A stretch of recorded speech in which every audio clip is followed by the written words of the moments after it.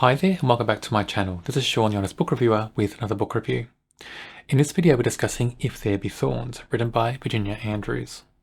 It's book 3 in the Dollanganger series, and that series is the same series with the first book being Flowers in the Attic. And this book has the same tone and feel as Flowers in the Attic. Book 2 in this series, Petals in the Wind, had a different feel. It was broader in scope and had almost like a Dynasty type feel to it, that Dynasty TV show. But this book has a different feel altogether.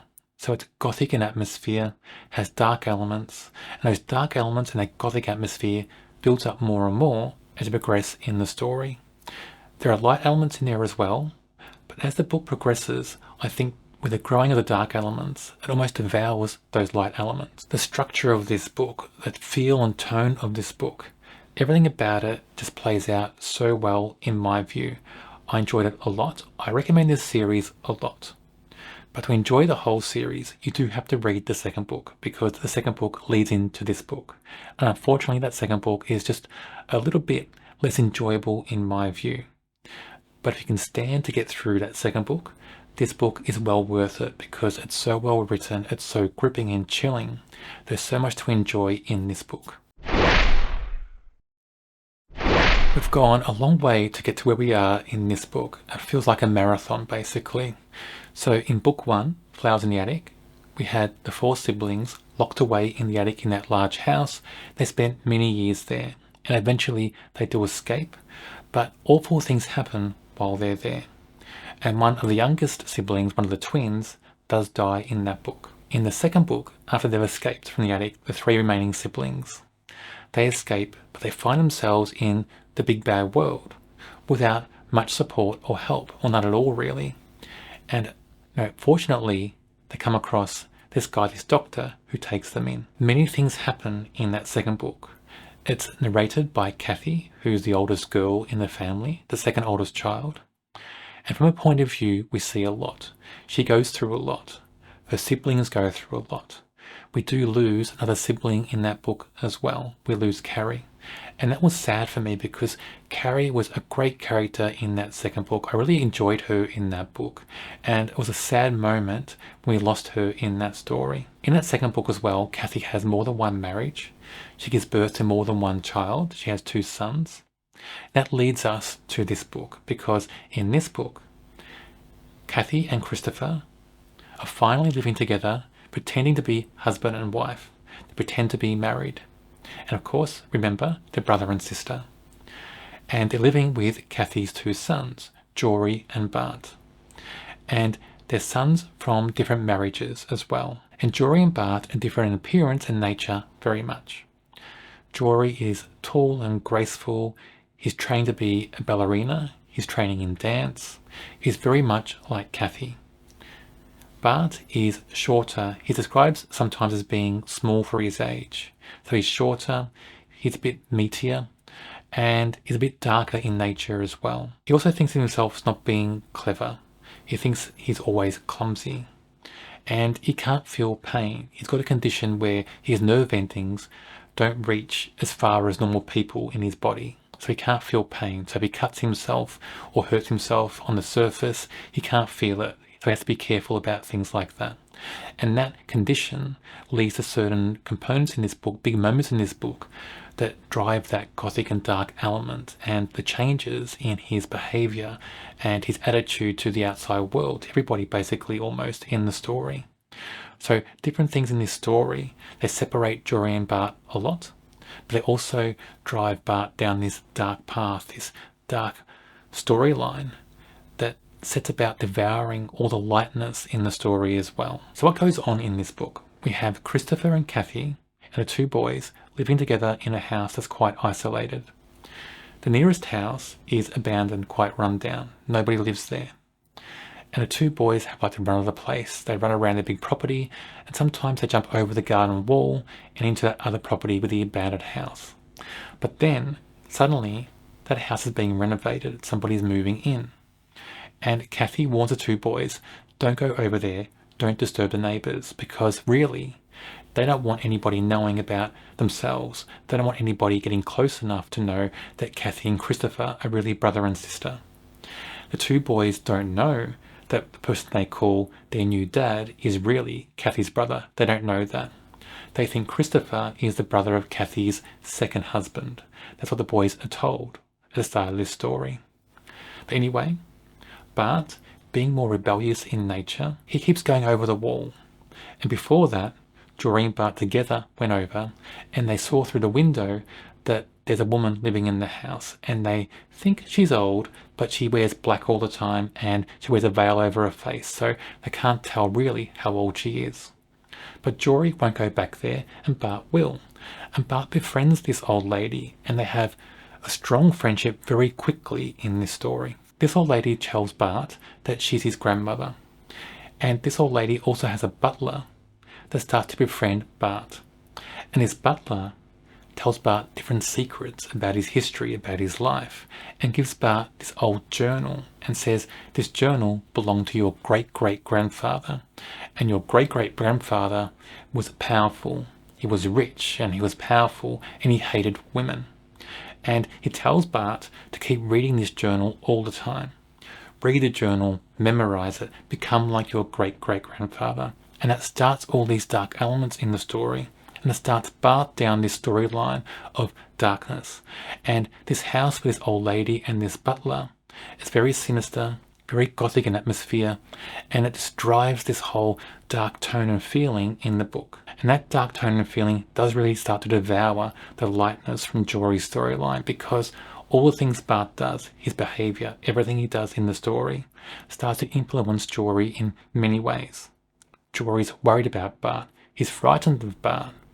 He's worried what Bart's behaviour does to his mother and who he calls his father.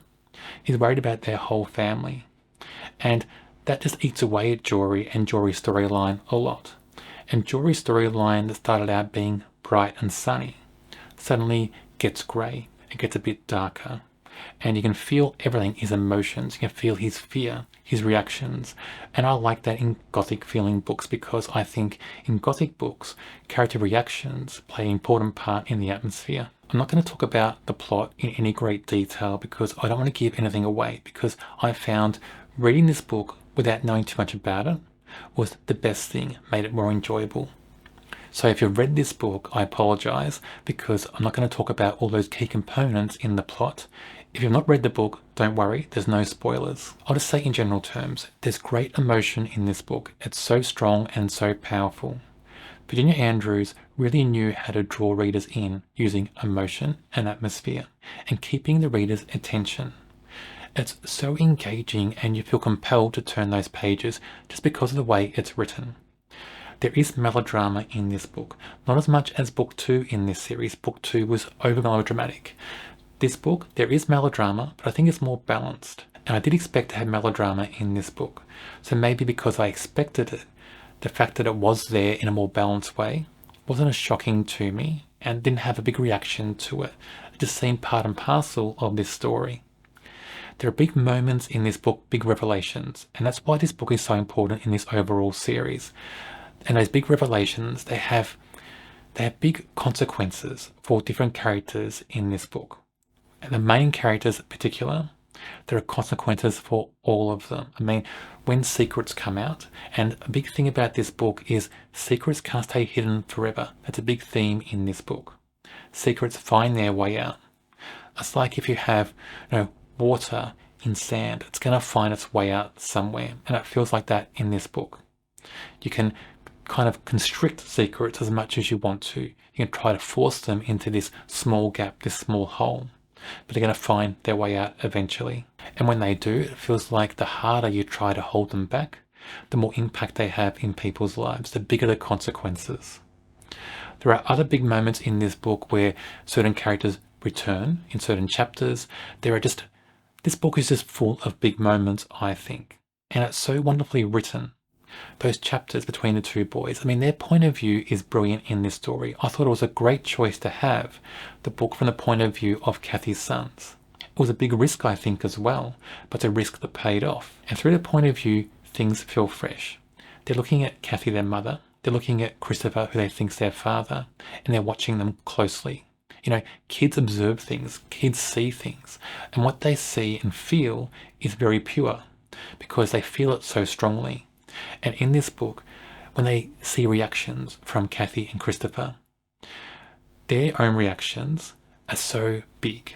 They're pure, they're big, and they just jump around a lot sometimes as well, but they're so crystal clear in the story.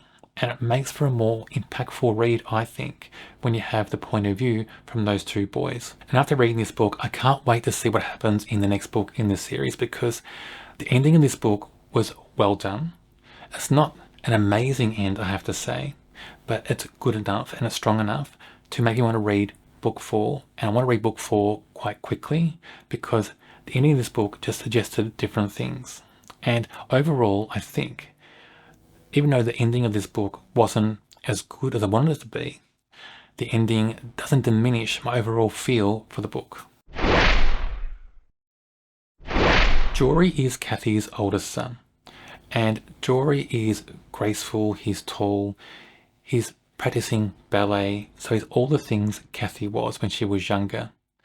And they're described as being very similar in appearance and also in temperament. And Jory's character as a whole is someone who's like a gentleman, who's kind and he's sweet and he's considerate. He's all the light things in Kathy's life. And I like him in the story. I like his growth. He has growth in the book. But one of the good things about the way he's written is his reactions. His reactions to the changes in his brother Bart. They feel real. They feel so well done and so crystal clear and consistent. Everything about his point of view is consistent. He's a brilliant character in this story, very well written. Bart is Kathy's youngest son, and there's only 2 boys in her family. I like the way he's written. He is the opposite to Jory. So he's described as being small for his age, as not being as graceful, as being a bit clumsy. And he's also darker in temperament, in personality.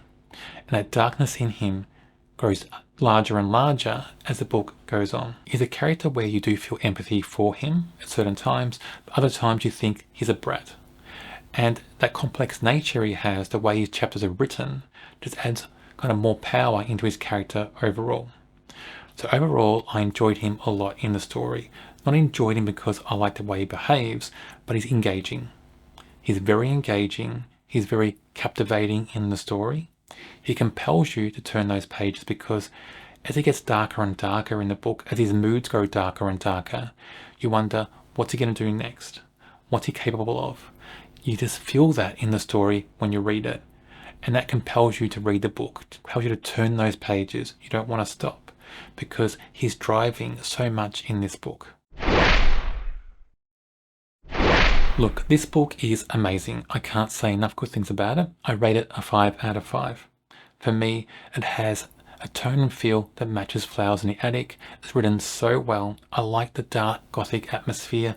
I like the storylines from both the boys, Jory and Bart, but I just like the overall tone and feel and the way it progresses. It's super emotive, it's so engaging, it's so compelling and captivating, and I can't wait to read the next book in this series. On my channel, I read many thrillers. If you enjoy thrillers, check out my channel and subscribe. On the screen now is a link to the video for a book I'm sure you'll enjoy.